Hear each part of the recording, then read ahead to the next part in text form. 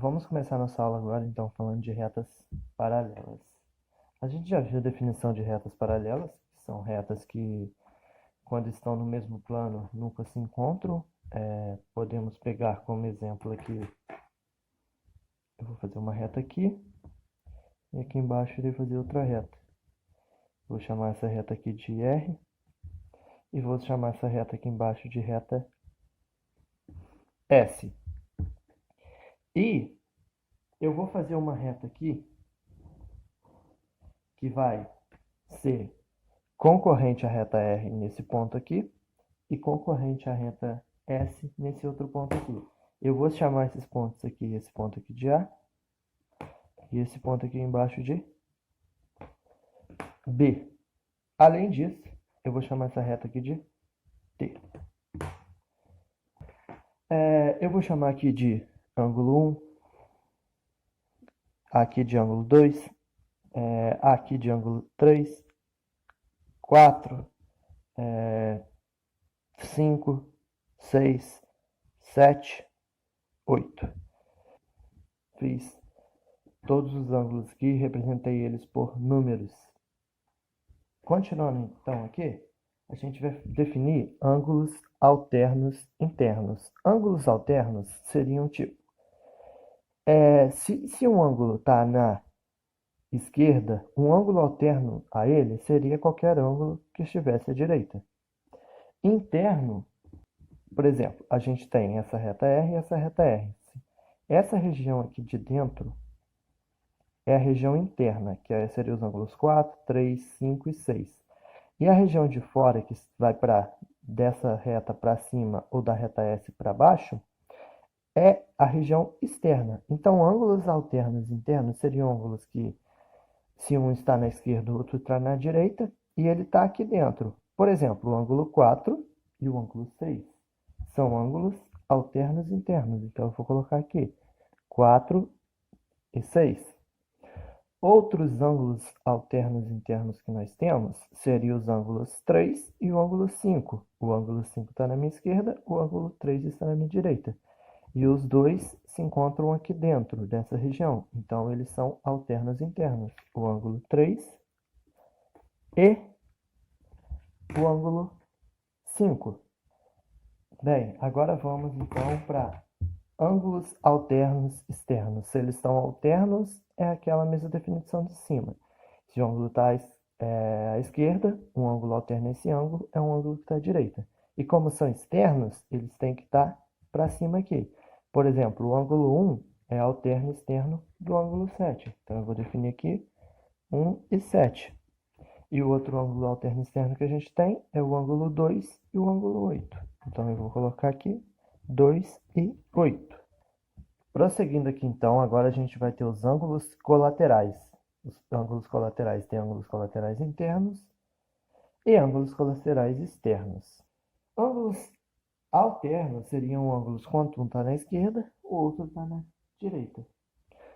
Ângulos colaterais seriam ângulos que estão do mesmo lado. Mas, por exemplo, ângulos colaterais internos. O 4 é um ângulo interno e seria colateral ao ângulo 5, porque também é um ângulo interno e está do mesmo lado do 4. Então, o 4 e o 5 são ângulos colaterais internos. O 3 é um ângulo interno, então, o 3 seria colateral ao ângulo 6. Então, o 3 e o 6 são ângulos colaterais internos. Agora, ângulos colaterais externos. Por exemplo, o 1 é um ângulo externo e ele é colateral externo ao ângulo 8. Então, a gente tem 1 e 8. E o ângulo 2 aqui, ele é um ângulo externo e ele seria um ângulo externo colateral ao ângulo 7. Então, a gente terá ângulos 2 e 7. E por último, aqui a gente tem os ângulos correspondentes. O que seriam ângulos correspondentes? Seriam ângulos colaterais, mas se o primeiro é externo, o segundo vai ser interno. Por exemplo, o ângulo 1, ele é um ângulo externo. E ele vai ser, então, ângulo correspondente ao ângulo 5, que é um ângulo colateral interno. Então, 1 e 5 seria nosso primeiro ângulo correspondente. Outro ângulo correspondente seria, por exemplo, o 2 é um ângulo externo e o 6 é um ângulo interno. E eles são ângulos colaterais. Então, por isso, o 2 e o 6 são ângulos correspondentes. A gente tem aqui também o 3. O 3 é um ângulo interno. E aqui embaixo a gente tem o 7, que é um ângulo externo. Então, o 3 e o 7 são ângulos colaterais. Por isso, o 3 e o 7 também são ângulos correspondentes. E por último, a gente tem aqui o 4, é um ângulo interno, e o 8 é um ângulo externo. E o 4 e o 8 são ângulos colaterais. Logo, o 4 e o 8 são ângulos correspondentes. Bem, temos uma propriedade aqui então que diz: os ângulos correspondentes e os ângulos alternos são congruentes. Então, isso quer dizer o quê? Quais são ângulos correspondentes? Quer dizer que o ângulo 1 será congruente ao ângulo 5, porque eles são ângulos correspondentes. E assim vai. O 2 é congruente ao ângulo 6, o 3 é congruente ao ângulo 7, o 4 é congruente ao ângulo 8, porque eles são correspondentes. E os ângulos alternos, tanto internos quanto externos, também são congruentes. Isso quer dizer o quê?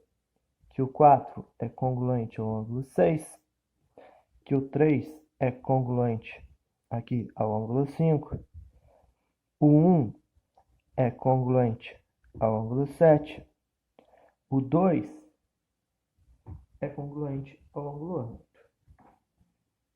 Ok, essa propriedade. Todos esses ângulos aqui são congruentes. Mas, por exemplo, se o 1 é congruente ao ângulo 5 e o 1 também é congruente ao ângulo 7, isso quer dizer que o 5 também é congruente ao ângulo 7.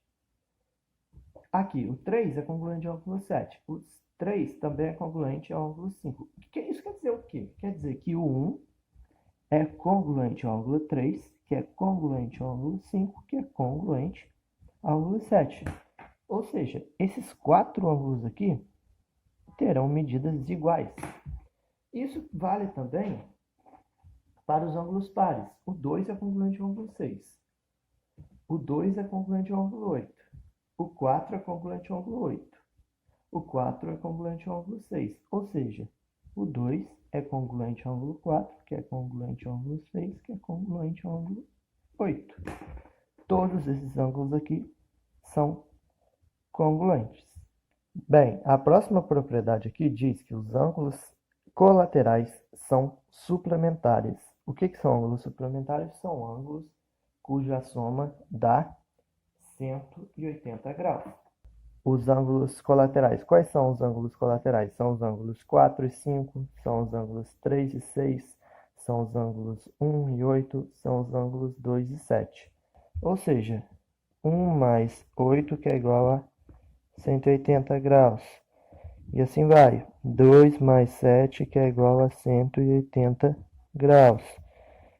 3 mais 5 que é igual a 180 graus. E por último, 4 mais 6 que é igual a 180 graus. Os ângulos colaterais são suplementares.